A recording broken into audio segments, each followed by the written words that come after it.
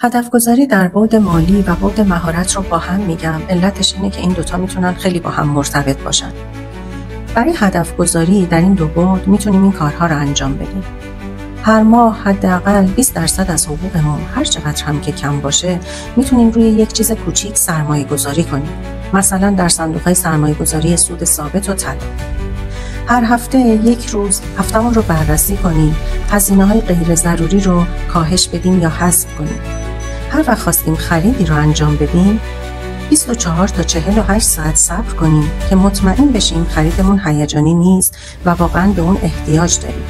مهمتر از همه فکر کنیم که چه مهارتی یاد بگیریم که بتونیم ازش پول بیشتری در بیاریم، یا در شغلمون ارتقا بگیریم، یا در زندگی شخصی، کاری و اجتماعیمون به واسطه یاد گرفتن اون مهارت بتونیم پیشرفت کنیم.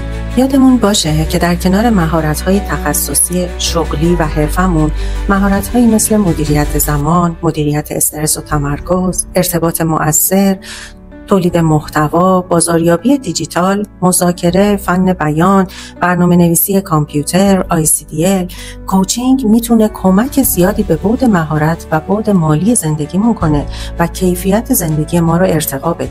اگر از این مطالب خوشت اومد، ما رو دنبال کن که مطالب مفید دیگه‌ای رو هم در اختیارت قرار بدیم.